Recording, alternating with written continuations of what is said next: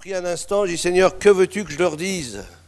Vous savez, ça n'a pas traîné. Hein. Dans la minute qui a suivi, le Seigneur me dit la caverne d'Adoulam. Je ne savais même pas ce que c'était. Il fait que j'aille chercher dans la parole de Dieu et puis que je prenne tous ces renseignements pour préparer ce message. Et je crois que Dieu veut parler à son Église et son Église, il n'y a pas de frontières. Dieu veut parler à son Église, quel que soit l'endroit, Dieu parle. La Bible nous dit qu'il parle tantôt d'une manière, tantôt d'une autre. Et moi, j'ai trouvé que ce message était tellement bon. Et ce matin, nous l'avons déjà partagé avec la lecture d'introduction, avec ce moment aussi devant la Sainte Seine, lorsqu'on parle de Gethsémanée. Là aussi, ça nous parle de la caverne d'Adoulam. On ne se rend pas bien compte, mais la caverne d'Adoulam, c'est un lieu de rendez-vous pour tous les croyants. C'est un lieu qu'il nous faut aller. La Bible appelle cela le lieu secret. Le lieu secret, où je me retrouve en tête-à-tête avec Dieu, en cœur à cœur avec Dieu, où là je laisse le Seigneur sonder mon cœur, mon âme. Et comme je le disais tout à l'heure, comme Jésus a pu dire non pas ce que je veux, mais ce que tu veux, c'est s'abandonner dans les mains de Dieu, lui faire confiance, quelle que soit la situation dans laquelle je vis. Je sais que ma vie dans tes mains, on l'a chanté ce matin. Hein, ma vie, elle est dans tes mains. Je sais, tu es souverain. C'est bien de le chanter, mais c'est mieux de le vivre, de le croire. Je sais que je t'appartiens, Seigneur. Je me souviens, tout au début, quand je me suis converti, vous savez qu'on sort d'un milieu où il y avait beaucoup de spiritisme, et on avait chassé des démons, des personnes qui étaient possédées, etc. Et dans l'église où on était, on rendait témoignage de ce que Dieu avait fait dans notre vie, mais forcément, il y avait des gens qui aussi voulaient être délivrés de puissance de ténèbres, puis on recevait des appels dans la ville de personnes qui voulaient être libérées. Eh bien, dans l'église, il n'y en a pas beaucoup qui se levaient pour aller. Hein. Et nous, ça faisait pas longtemps qu'on était convertis. Mais on a cru et on croyait que celui qui est en nous, il est plus grand que celui qui est dans le monde. Alors parfois, les chrétiens, avec le nombre d'années qu'ils sont dans la foi, ils ont oublié que celui qui est en eux, il est plus grand que celui qui est dans le monde. Et ils ont peur des démons, ils ont peur des ténèbres, ils ont peur de l'opposition, ils ont peur de l'épreuve. D'ailleurs, aujourd'hui, il y a quelque chose qui devient de plus en plus commun, c'est l'évangile de prospérité. Maintenant, tout roule. Si tu es chrétien, tout doit bien rouler. Si tu as des problèmes, c'est que tu n'as pas la foi. Vous avez entendu parler de ça, ou dans la Bible ? L'apôtre Paul a subi toutes sortes de problèmes, il était battu, Alors si lui, il n'était pas dans la foi, alors moi, où je suis dans tout ça hein. La caverne d'Adoulam. Je vous invite à ouvrir la parole de Dieu dans 1 Samuel, chapitre 22, versets 1 à 2. 1 Samuel, chapitre 22, verset 1er, verset 2.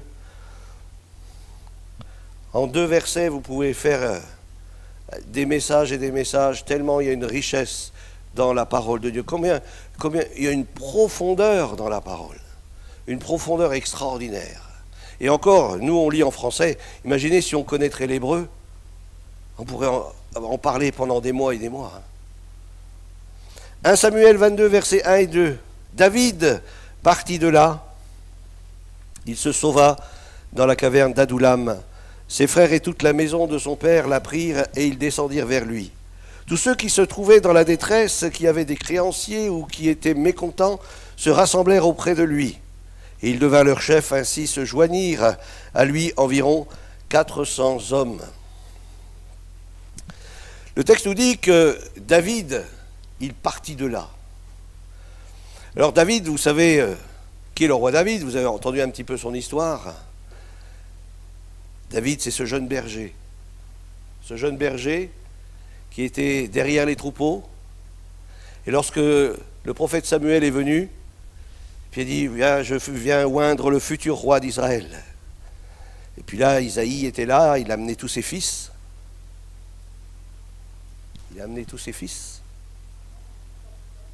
Pourquoi ? C'est parce que peut-être il y avait un problème avec David. Non, c'est pas qui. C'est parce que c'était pas son fils préféré dans le sens où c'était pas le. C'est pas le véritable. Comment vous expliquer ça ? On supposerait, d'après les écrits qu'ils ont circulé, c'est que Isaïe a eu plusieurs femmes et David était le dernier, c'est-à-dire le dernier de la femme sa dernière femme, voilà. Et que pour lui, il considérait que ses autres fils avaient beaucoup plus la priorité sur l'onction que David. C'est pour ça qu'il l'avait mis derrière les troupeaux. Ce qui, normalement, est le rôle, entre guillemets, d'un esclave, d'un serviteur. Donc David était traité quelque part comme un serviteur. On pourrait dire que David, peut-être il n'a pas eu d'enfance facile. On pourrait dire que peut-être David, par rapport à ses frères, d'ailleurs lorsqu'il est venu vers ses frères dans le champ de bataille, ses frères l'ont rudoyé. Mais qu'est-ce que tu fais ici? Va garder les chèvres et les moutons. Donc c'est-à-dire que quelque part, David, il a une enfance un peu difficile. Comment était-il considéré? On le voit comme un serviteur. Beaucoup de gens sont peut-être blessés dans leur enfance parce que ce qu'ils ont vécu, ils ont été maltraités. Ils ont été injustement. C'est pas de sa faute, le pauvre. C'est pas non plus de notre faute. Combien de gens aujourd'hui ont atteint un certain âge et puis ils révèlent à leur psychiatre, vous savez, quand j'étais enfant, j'ai été maltraité, j'ai subi toutes sortes de moqueries, j'ai été rabaissé, on m'a traité moins que rien, j'étais l'esclave de la maison. Combien de douleurs, de souffrances. Pourtant, Samuel vient, je vais oindre le futur roi d'Israël. Et puis là arrive le plus vieux, et du plus vieux jusqu'au plus jeune, il dit, mais tu n'as pas d'autre fils? Ben non. T'es sûr? Ah oui, il y en a un qui est là-bas, mais... Rendez compte quel rapport il avait avec David, son fils? Mais il dit, Samuel, il dit, amène-le. Alors peut-être qu'il devait un peu traîner des pieds, dire, comment ça? David, mais pourquoi lui? Il est bien, mon aîné là, costaud, basic fit tous les matins, et puis il a une bonne connaissance, il a peut-être des diplômes, pourquoi pas lui? La Bible nous dit que Jésus il est venu chercher qui? Ceux qui étaient faibles aux yeux du monde pour confondre les fortes. Jésus, l'évangile, il vient vers ceux qui sont malheureux, qui se sont laissés abandonner, qui ont été méprisés. Vous avez vu les gens qui ont rejoint David dans ce verset 2? Ah, c'était pas de la haute gamme, hein? Ah, c'était pas la crème de la crème, hein? Qui étaient ces gens qui ont suivi Jésus? Tout à l'heure, on entendait dans une prière Zachée, qui aurait suivi Jésus, qui accepte un Zachée, ou un Matthieu, ou un pécheur comme Pierre, des simples gens. Jésus, le Seigneur est venu chercher ce que le monde ne voulait pas.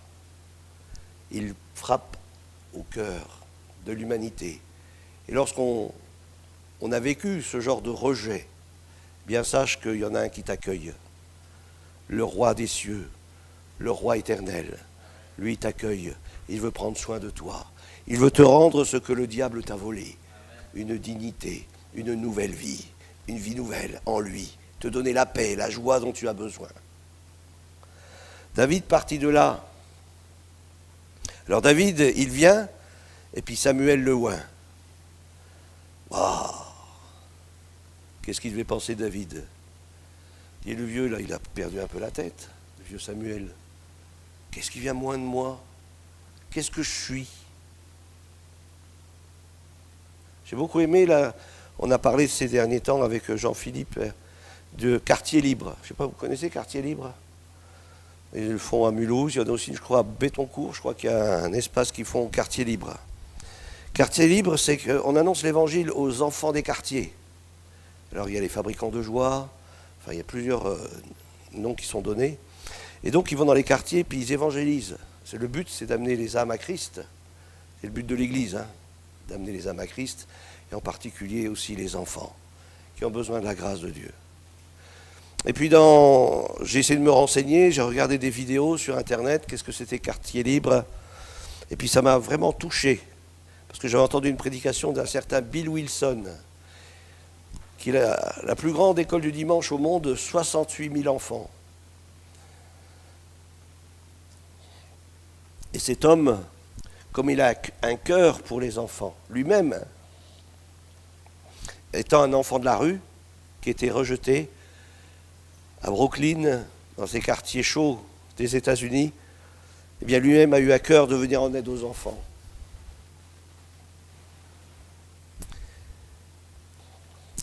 Et puis il raconte son témoignage puisqu'il est parti au Proche-Orient et là il s'est fait tirer dessus par un sniper. Il a eu une balle dans la bouche. Un homme qui a un cœur pour les enfants. Vous avez des enfants autour de vous, hein, dans vos quartiers, dans la famille. Qu'est-ce que vous faites pour eux? Ils ont besoin de l'Évangile. Souvent, beaucoup d'enfants vivent des grosses souffrances. J'étais aussi un de ceux-là. Quand je donne mon témoignage et ce que j'ai vécu dans mon enfance, ben c'est pas triste. Hein. Et je crois que beaucoup d'enfants vivent ce genre de choses. Ils ont besoin de connaître l'Évangile. Alors il faut prier. J'ai vraiment à cœur d'inviter soit Bertrand Huetz ou Jérémy Young qui s'occupe justement de Quartier Libre à Mulhouse, qui viennent nous partager ce qu'est Quartier Libre et comment nous accompagner à faire ici à l'Île-sur-le-Doubs un quartier libre pour que les enfants de la ville viennent à l'Évangile. Alors j'en reviens au plus petit, à celui qui a le plus souffert, David, qui était rejeté, mis de côté, pas intéressant, juste bon pour garder les moutons et les chèvres. Vous savez, dans ce monde qui nous entoure et dans les témoignages que j'ai pu entendre de Quartier Libre, les enfants sont souvent mis de côté. Et j'aime beaucoup parce que ce pasteur a dit, même dans les églises, les enfants sont mis de côté. On les met dans une pièce parce qu'ils dérangent. Et pour nous donner bonne conscience, on leur dit qu'on leur apporte l'Évangile. Mais en réalité, ils ne font pas partie de l'Église. On les met de côté, ils sont à côté. Et Bill Wilson, lui, fait quelque chose de formidable. Non seulement il évangélise les enfants, mais après il prie pour qu'ils reçoivent le Saint-Esprit. Et quand ils reçoivent le Saint-Esprit, ils viennent dans les cultes de l'Église et ils prient pour les gens. Et il y a même des dons spirituels qui sont donnés. Il y a des malades qui sont guéris. Parce que les enfants ont un cœur pour Dieu. Vous savez, c'est pour cela que le diable il veut tellement les écraser et leur faire du mal. La Bible nous dit que si vous ne redevenez comme des petits enfants, vous n'entrerez pas dans le royaume de Dieu. Et si le Seigneur dit ça, c'est pas pour rien. Il faut un cœur simple, comme un enfant. Vous savez, quand un enfant il commence à prier pour vous, puis à pleurer pour votre guérison, pour votre salut, ça touche le cœur. J'ai entendu un témoignage, il y a bien des années en arrière, lorsque j'étais à Troyes, c'était un petit Jérémy. Jérémy qui était... il n'avait pas de papa, il avait une maman algérienne, musulmane. Et puis, dans l'église où j'étais, à Troyes, on faisait le mercredi après-midi eh bien, des temps spirituels avec les enfants, des jeux, partage l'évangile. Et puis les gens, comme ils se débarrassent de leurs enfants, prenez mon fils, allez, prenez mon fils, parlez de Dieu. Bon, de toute façon, on a tous le même Dieu, allez-y, prenez-le. Le truc, c'est que son fils, il avait une maladie inguérissable. Alors, je ne sais plus si c'était dans le sang, ou enfin bref, on ne pouvait pas le guérir. Il n'y avait aucun médicament pour le guérir. Et puis dans ces moments d'école du dimanche, ou je ne sais pas comment on peut appeler ça, de partage, il partage justement, voilà, je suis malade, parce qu'il avait entendu parler que Jésus guérit, est-ce que vous pouvez prier pour moi? Il avait 6 ans. Hein. Et là, ils ont commencé à prier pour cet enfant, tout simplement. D'autres enfants prient pour un enfant. Et cet enfant a reçu dans son cœur la pleine conviction qu'il était guéri. Ce n'est pas quelqu'un qui lui a dit, c'est lui qui l'a reçu. Et quand il est rentré à la maison le soir, et que sa mère est venue lui dire bonne nuit,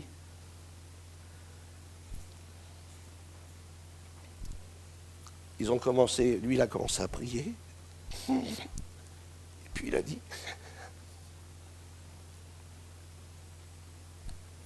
ah, il faudrait qu'un autre raconte les histoires comme ça, hein, c'est pas possible. Et je vais pas y arriver. Sa mère avant elle pleurait. Il était dans son lit. Puis il dit à sa maman, je suis guéri maman. Mais oui mon fils. Puis quand il dit ça, elle pleure, parce qu'elle sait que c'est pas vrai. Pour elle, c'est pas vrai, c'est pas possible. Tu ne peux pas guérir mon fils, c'est pas possible. Et le petit, maman, je suis guéri. Et quelques temps plus tard, ils ont fait les examens, il était complètement guéri. Les médecins se disaient, c'est pas possible. Comment c'est possible que cet enfant soit guéri? C'est pas possible. La mère qui était musulmane est venue aux réunions. Et là, elle a donné son cœur à Dieu. Elle s'est engagée dans les eaux du baptême. Elle s'est mise à servir le Seigneur.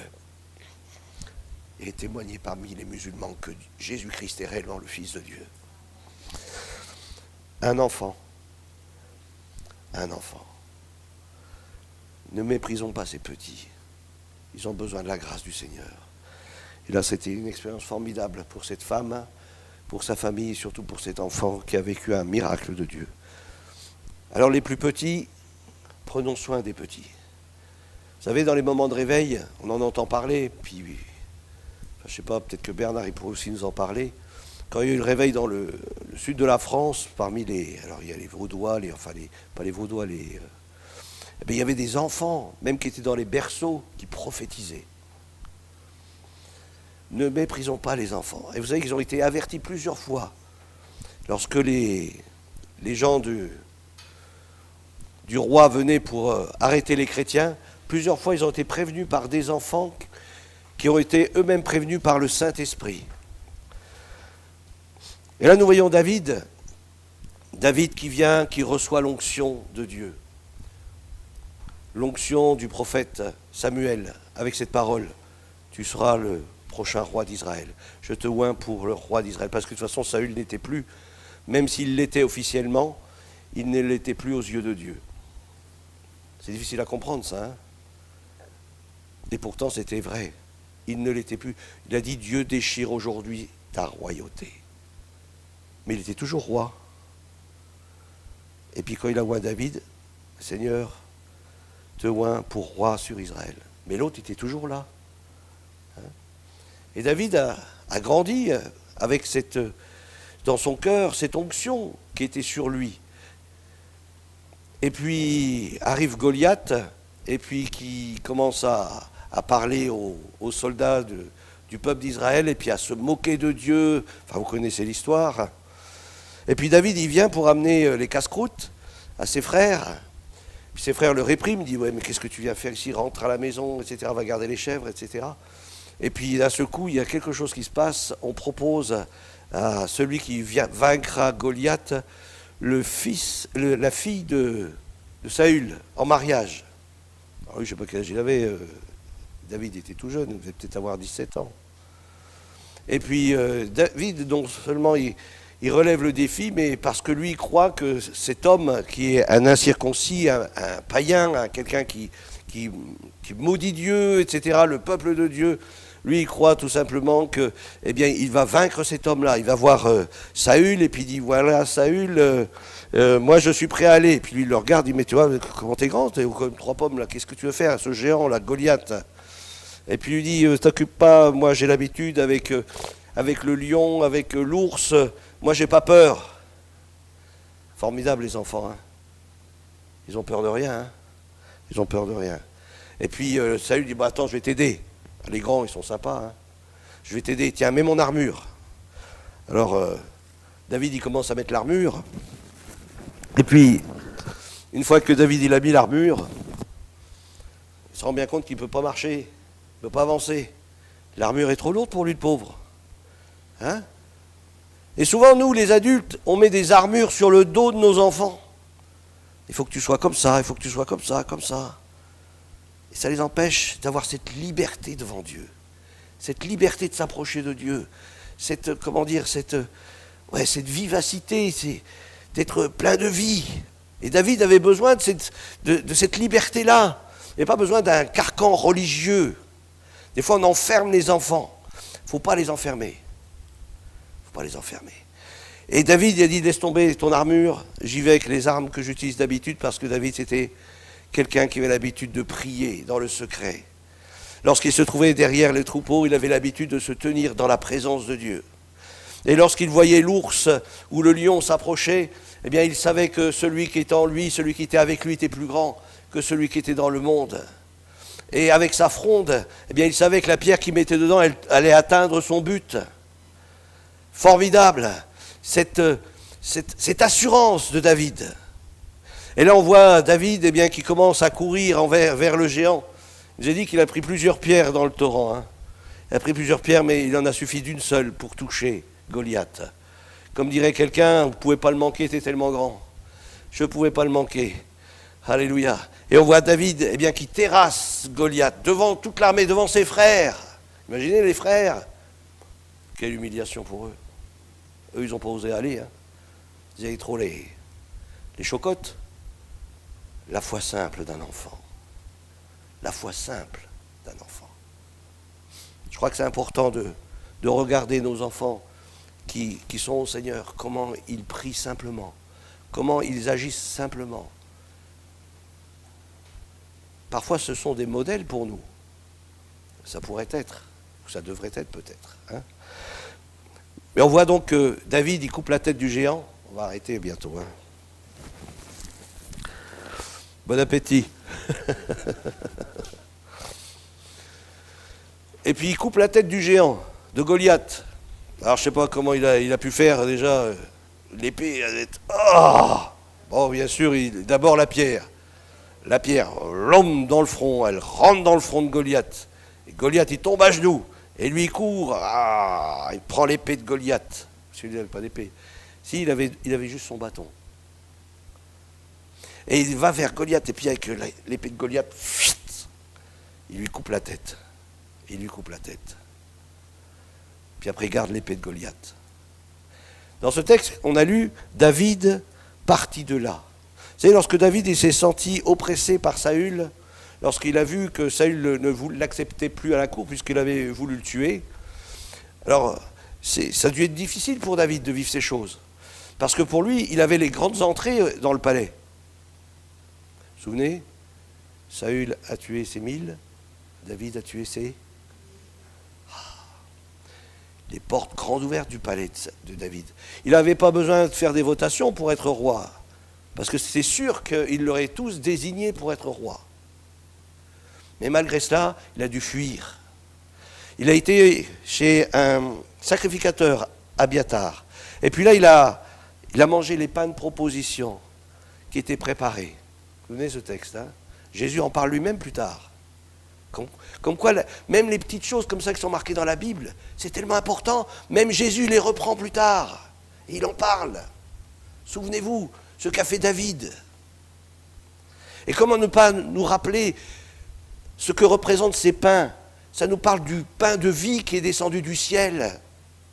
Lorsqu'on se sent persécuté ou oppressé, on n'a pas besoin de n'importe quel pain. Il nous faut le pain de Dieu pour tenir ferme face à toute opposition.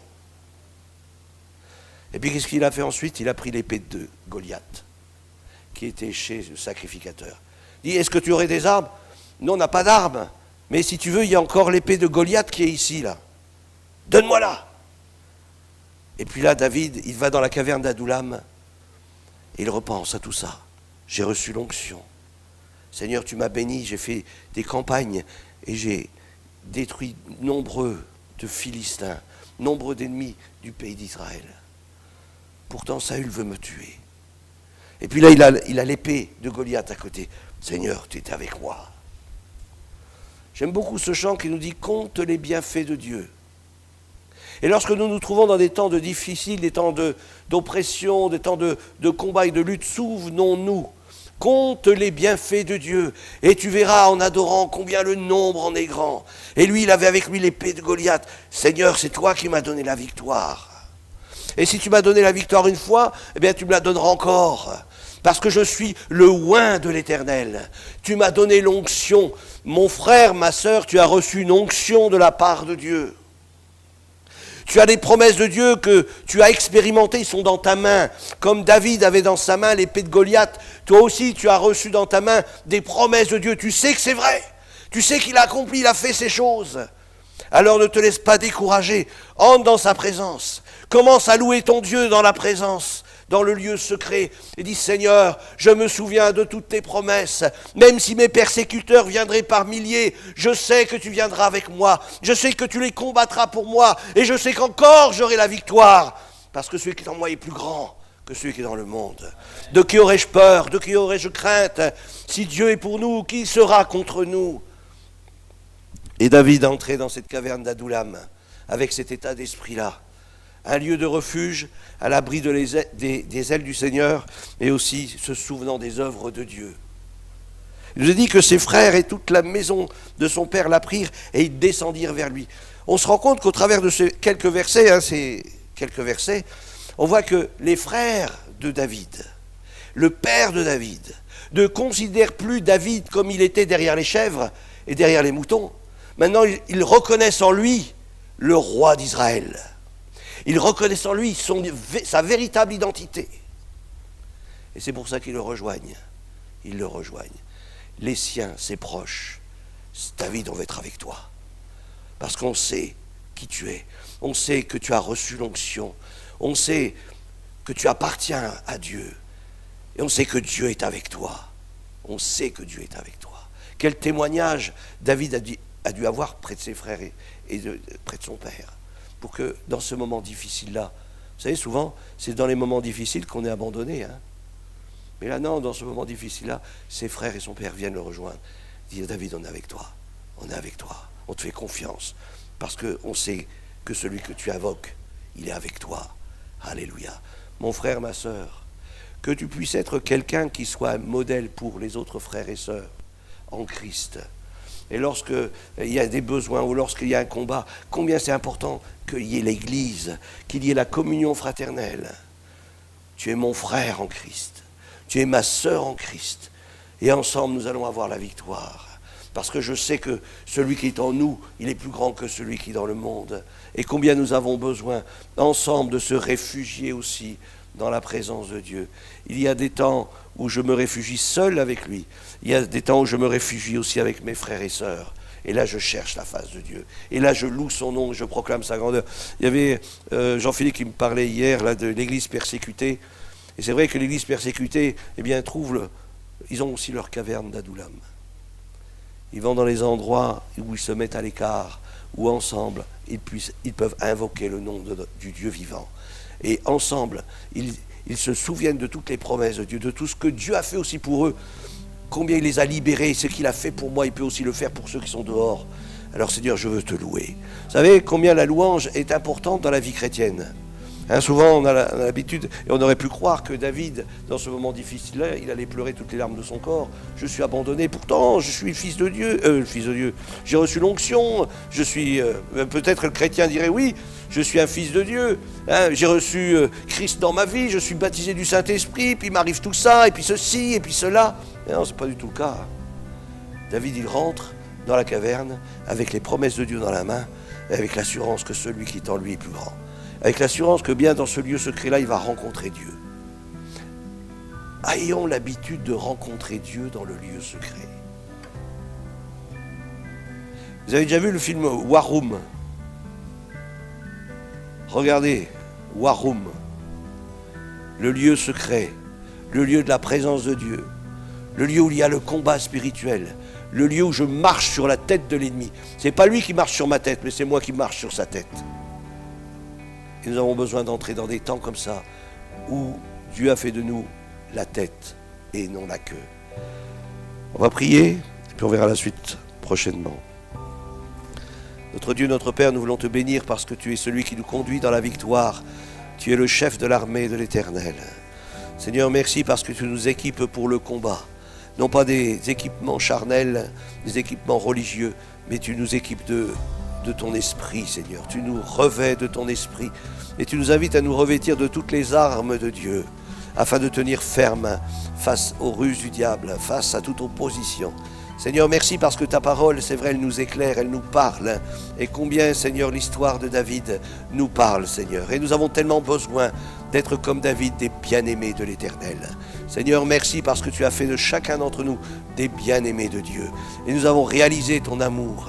Nous savons que tu nous aimes d'un amour puissant et inaltérable, qui ne change pas. Et Seigneur, nous voulons, c'est nous réfugier dans ton amour et te faire confiance. Seigneur, toi qui sondes nos cœurs, qui sont nos reins. Seigneur, nous voulons vivre une véritable communion avec toi, une véritable intimité avec toi, afin que dans le lieu secret, ce soit aussi un lieu où nous vivons des délivrances, où nous voyons combien tu agis avec puissance. Donne des révélations à ton peuple, Seigneur.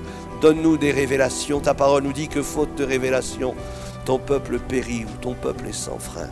Seigneur, nous avons besoin des révélations du ciel. Viens, Seigneur. Viens, comme le dit ta parole, Seigneur, le Fils de l'homme, des anges montaient et descendaient au-dessus du Fils de l'homme. Seigneur, que des anges descendent et montent au-dessus de chacun d'entre nous.